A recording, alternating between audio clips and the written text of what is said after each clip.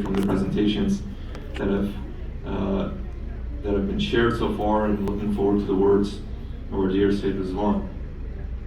I wanted to share a few words, and my presentation is, as is my style, I'm sure many of you are unfamiliar, but it's going to ask us to be self-reflexive and to kind of look internally.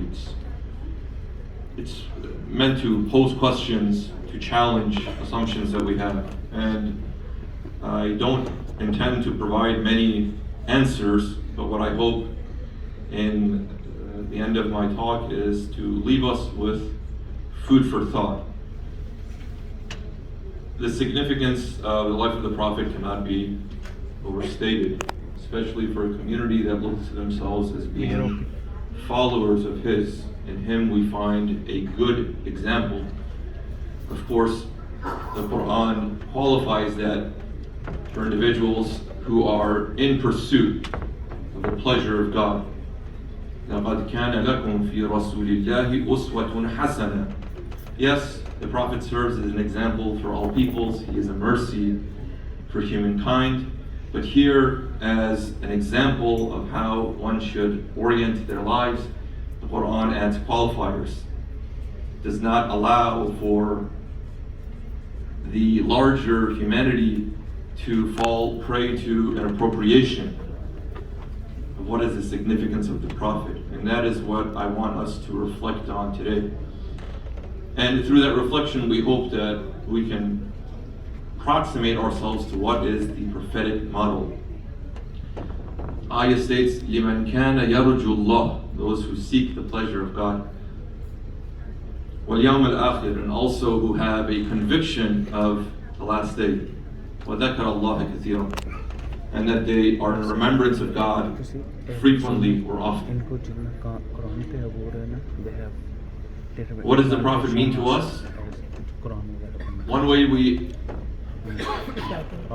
reflect on this question is, who was he as an individual? And we use that as a means of great pride in the inspiration that we take in him as a model human being.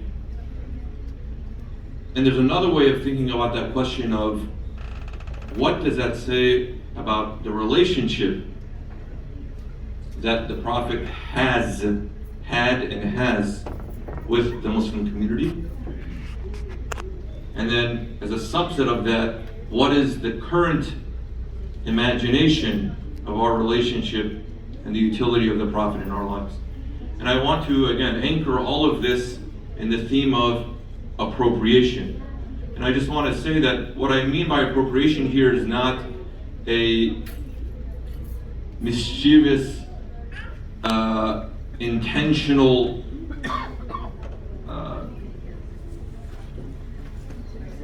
perversion of the role of the Prophet, but it is really a naivete. It is a forgetfulness. It is a neglect that allows us to fall into the convenience of appropriating a concept to reflect our own pleasures and sometimes whims. I want to draw our attention to Surah Al-Ahzab.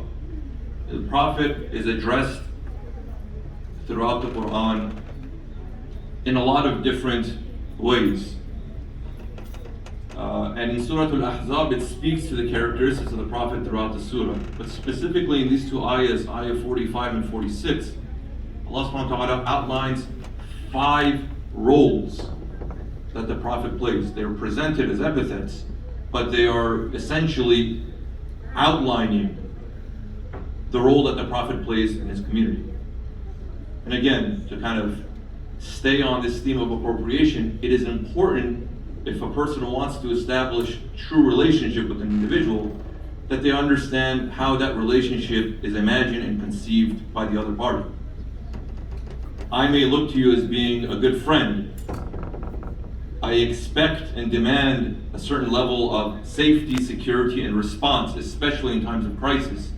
But if you look to me as an acquaintance, when my time of need comes and you don't respond, I will be upset.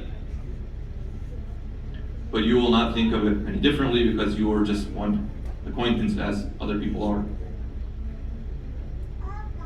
So we're thinking about the role of the Prophet and the relationship that we are meant to share with him and how that's supposed to help us in the construction of the Muslim community.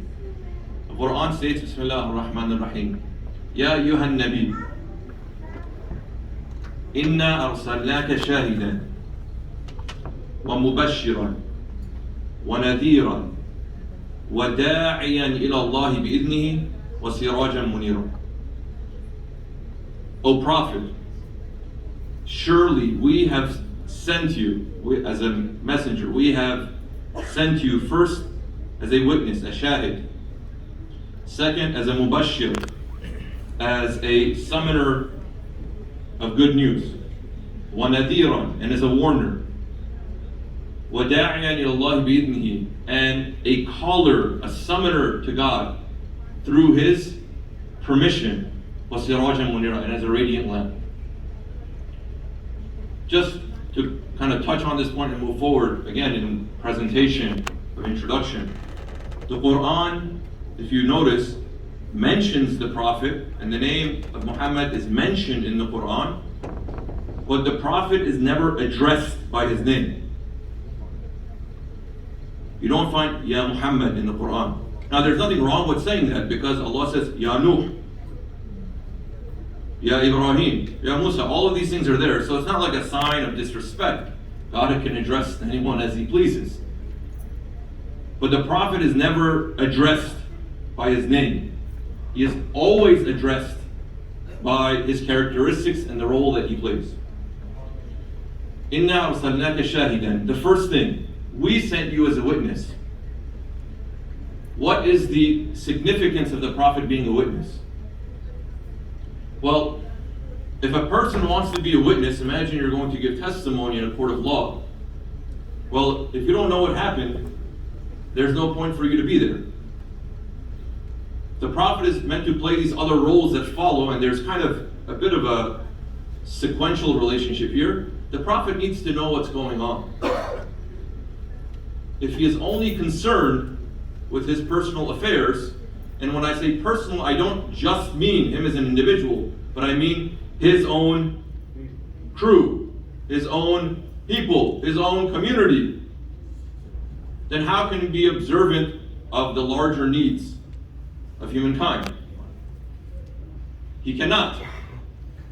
And if he positions himself that way, it is dishonest.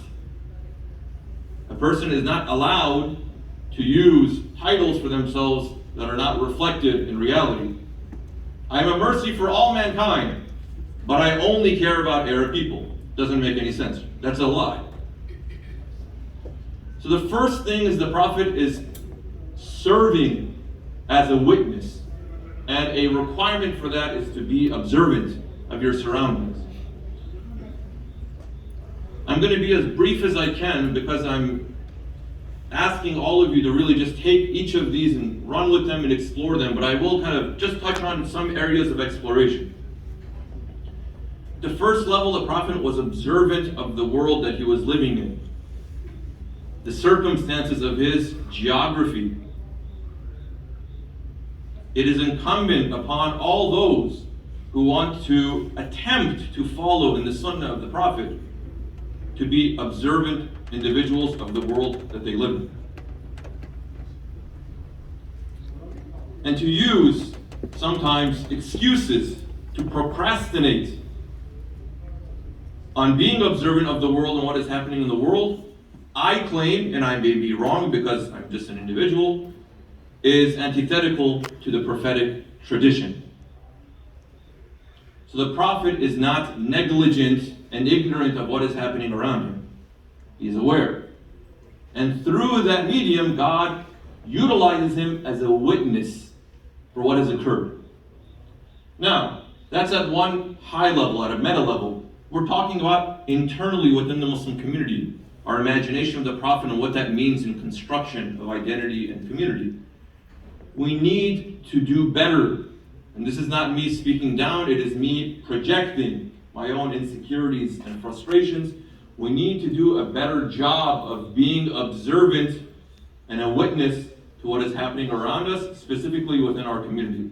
Now, this has many layers and facets, but let us start at the simplest one, and that is the family.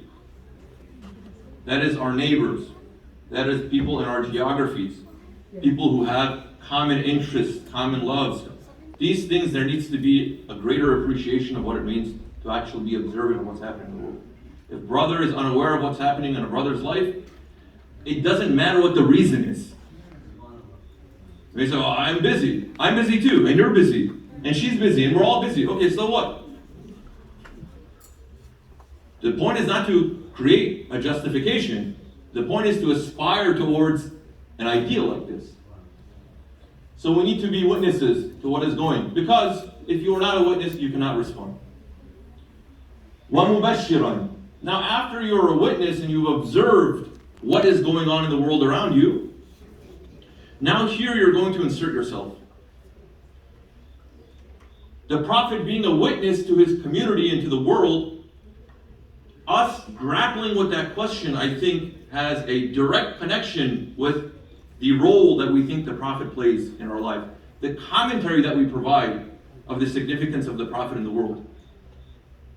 Is the Prophet simply an exceptional man that lived in difficult times and made progress? He is that, but he is not only that. Is the aspiration to put the Prophet alongside other champions of justice in the world? Yes, but not only that.